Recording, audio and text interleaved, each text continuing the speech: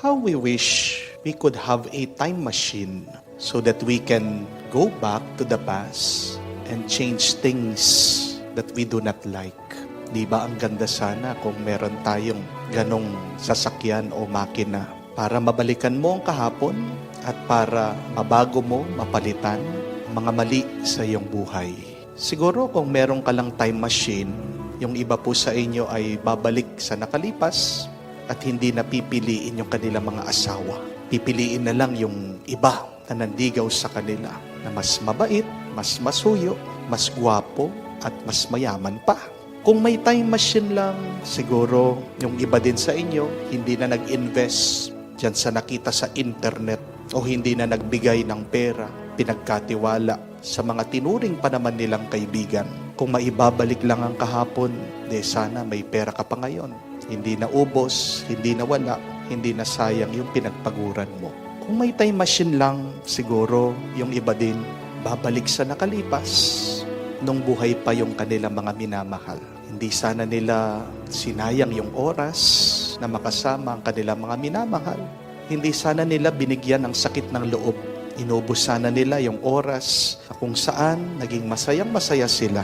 Kung maibabalik lang kahapon, sana nakasama natin muli ang ating mga minamahal na hindi na natin kasama ngayon at naging napakasaya natin. How we wish we can go back to the past and undo the mistakes and the wrongs. But this is the reality. We cannot go back to the past.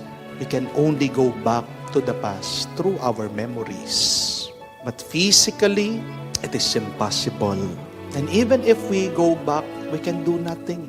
You go back, you reminisce, you remember, you rehearse, you're just wasting your time. And you're just adding more pain and suffering to your life.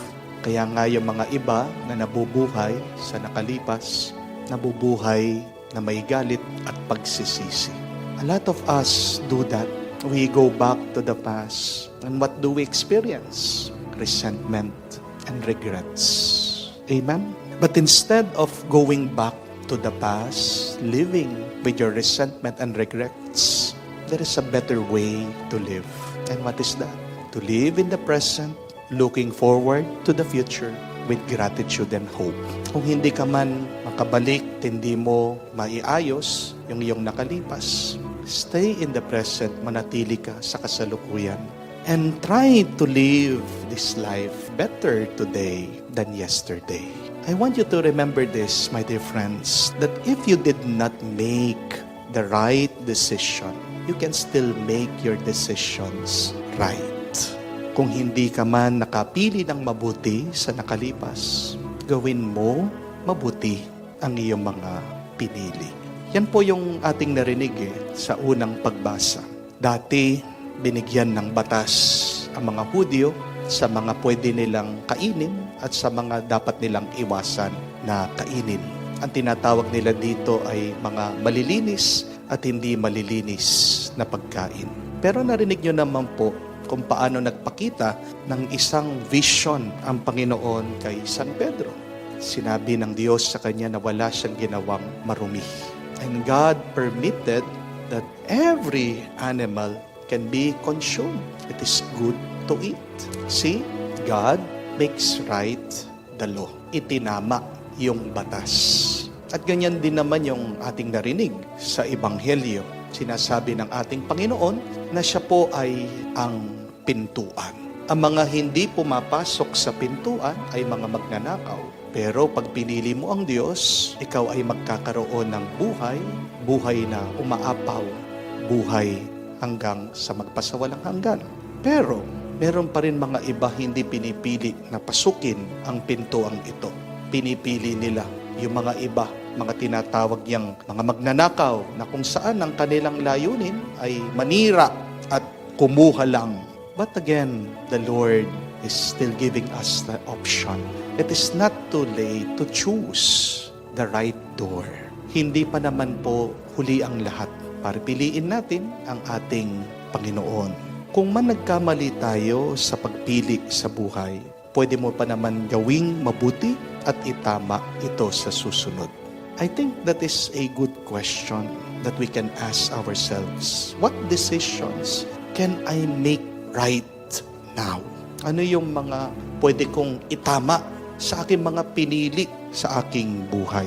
Kung man kamali ka sa iyong misis, sa iyong asawa, kung man napagtaksilan mo siya o nasaktan mo siya, wala ka na magagawa doon sa nakalipas. Pero ang magagawa mo ngayon, pwede kang magpakumbaba, pwede kang humingi ng tawad sa kanya. Pwede kang bumawi. Pa naman huli ang lahat. Nagkasakit ka, pwede ka pa naman pumili na kumain ng tama, ng mabuti, na magdisiplina sa iyong buhay. Nakabaon ka man sa utang ngayon, di pa naman tapos ng lahat.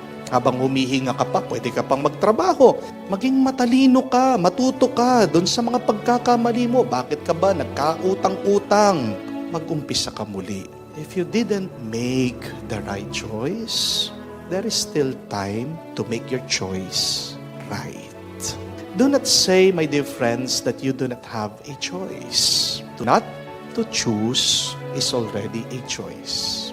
Pinipili mo pag hindi ka pumipili sa buhay mo. We always have a choice in life. And the choice in life is very simple. Tayo lang naman yung nagpapakomplikado sa buhay natin eh. The choice is always about the good and the bad. You can choose today to love or be angry. You can choose unity or division. You can choose to hope or be frustrated. You can choose to give or be selfish. You can choose to give up, surrender, or to continue fighting. You can choose to believe or to doubt. We can choose to follow the Good Shepherd or to leave God and follow robbers or thieves in this life. Remember, my dear friends, that everything in your life is a reflection of the choices you made. Yung nararanasan mo ngayon, bunga yan. Lahat ng iyong pinili sa iyong buhay. Huwag mong sisisihin yung ibang tao sa iyong kalagayan. Kaya nandyan ka kasi meron kang pinili. Pero huwag kang maging biktima ng iyong mga pinili sa iyong buhay. Kung gusto mong mag-iba ang kalagayan ng buhay mo, dapat ibahin mo ang mga pinipili mo. So huwag mo lang suriin yung iyong kalagayan. Suriin mo, balikan mo, tignan mo, ano ba yung mga pinili ko? At paano ba ako makakapili ng mas mabuti sa susunod? May palagi pong nagme-message sa akin ngayon. Naiintindihan ko naman na walang makausap, nag-open up. And I'm very patient reading all of her text message. Sobrang haba po.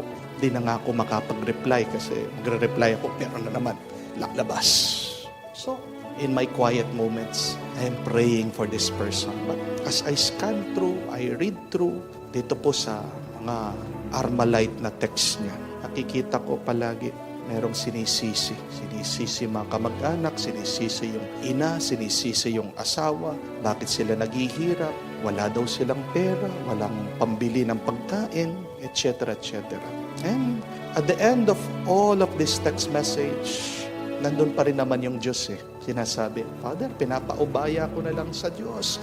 Naniniwala ako sa Panginoon. But you know what? There is something missing. This person keeps on praying and praying. Pero ano po sa tingin niyo yung kulang? Wala siyang ginagawa. There is no action. At ano pong sabi ni Santiago, doon po sa sulat niya, faith without actions is dead. Di po ba? So, pwede tayong magdasal ng magdasal, tiwala, paubaya natin sa Diyos. Pero kung wala naman tayong ginagawa, wala talagang mangyayari sa iyong buhay. Tingnan niyo ang Panginoon. He is teaching people. God showed Peter a vision. But after that, the apostles, the disciples, acted. May ginawa sila. Kumilos sila. May pinili silang gawin. Hindi mo naman may tatapon yung mga magulang mo eh. Naiinis ka na dyan, makukulit na. Hindi mo naman mapapaampon yung mga anak mo. May tataboy mo ba yung mga anak mo? Sumasakit ng ulo mo sa kanila. Ganun ba kadali? Mag-quit ng trabaho? My dear friends, if we cannot make another decision, then stay with your decision and then pray for enlightenment? How can you make your situation now more good, right? We ask the Holy Spirit to enlighten us to make our decisions right.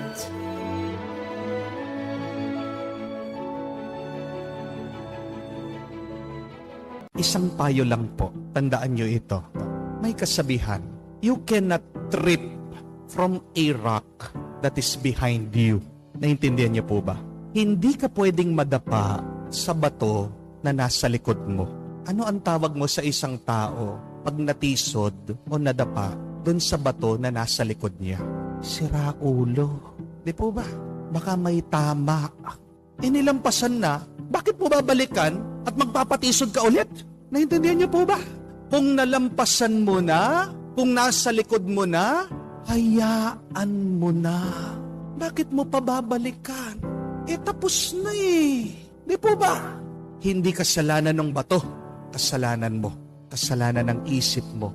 Kailangan ng tulong ang isip mo. At sino makakatulong sa'yo? Ang Diyos. Ang Banal na Espiritu. Bumalik ka sa salita ng Diyos.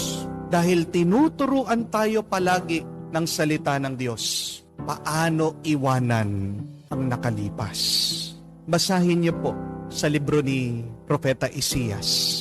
Very beautiful line reminding us, forget the former things.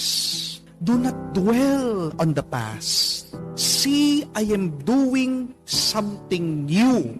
Napakaganda po, no? Galing sa Diyos yan.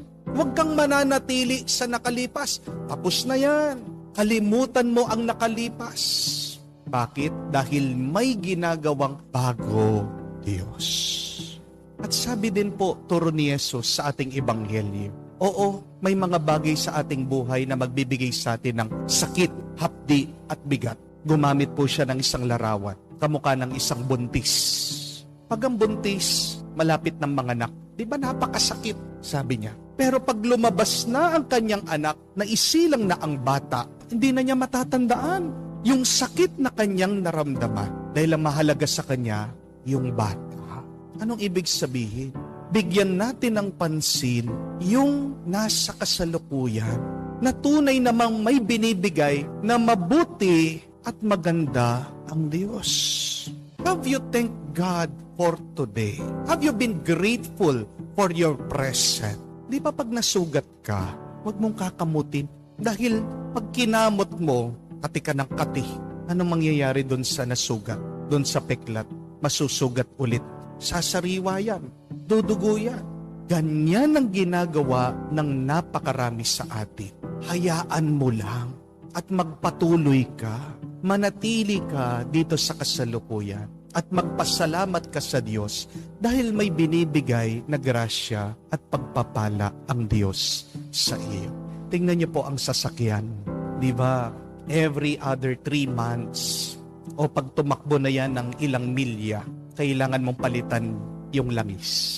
Pag hindi mo pinalitan yung langis, ano mangyayari sa sasakyan nyo? Masisira. Ganyan din po dapat sa tao.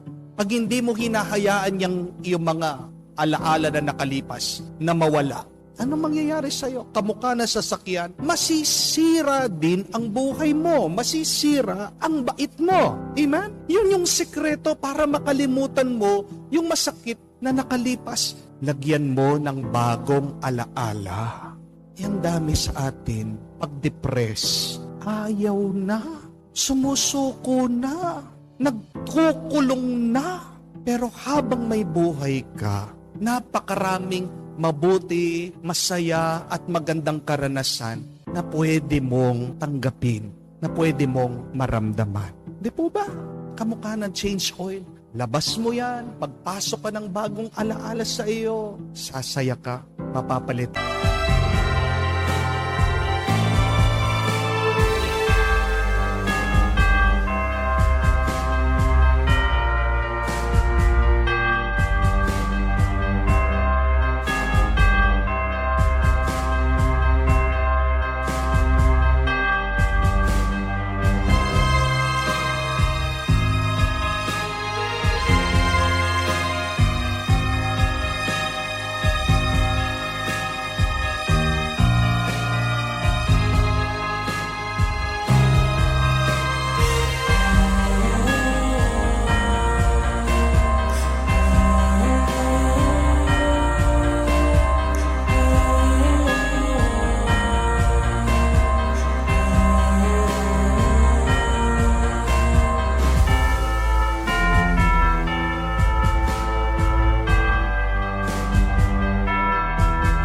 ng tuwa yung iyong lungkot.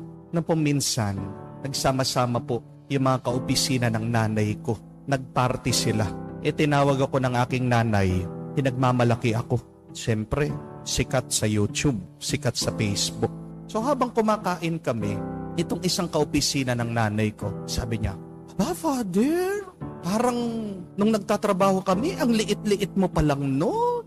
Ngayon, ang gwapo-gwapo mo na. Sabi po, no? Tapos bigla, sabi po nung kaopisina ng nanay ko, naalala mo pa noon, Father, nung maliit ka, palagi tumatawag yung school mo sa opisina namin. Pag tumawag na yung school mo sa opisina namin, nanginginig na yung nanay mo. Bakit? Kasi alam, meron kang ginawa, nakabalastugan. Naalala mo ba yon? Hindi ko na po maalaala, sabi ko. Hindi mo maalaala nung minsan tumawag yung school nyo, tinatanong ng nanay mo, anong ginawa niya? Ayun po, nanapak, nanuntok po ng kaklase. Hindi mo maalaala yun? Hindi ko po maalaala. Kasi bata pa ako eh. But to tell you honestly, why would I remember that? Di po ba? Bakit kailangan mong alalahanin yung kasalanan, yung nakalipas, yung mga pangit na ginawa mo? Kung hindi naman talaga makakatulong sa iyong pagkatao. Hindi po ba? And I started to pray, sabi ko, thank you Lord. Salamat po Panginoon, nakalimutan ko na yon. Salamat po Panginoon, hindi ko na maalaala. Kasi masama eh. Kasi pangit. Kasi hindi naman makakatulong sa akin. Kasi hindi naman makakabuti sa akin.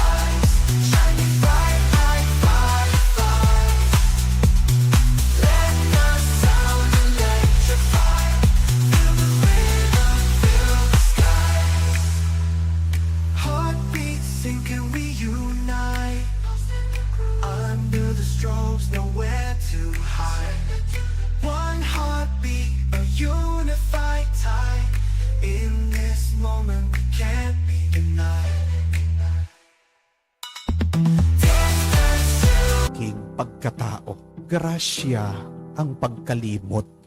Kaya nga kung hindi mo makalimutan yung mga masasama mong karanasan o yung iyong mga kasalanan o kasalanan ng ibang tao, anong kailangan mong gawin? Magdasal ka, magpatulong ka sa Diyos, lalong-lalo na sa Banal na Espiritu. Kung nahihirapan ka, ang Diyos ang makakatulong sa iyo. Para naman lumaya ka, para naman maging payapa ka, para naman maging masaya ka.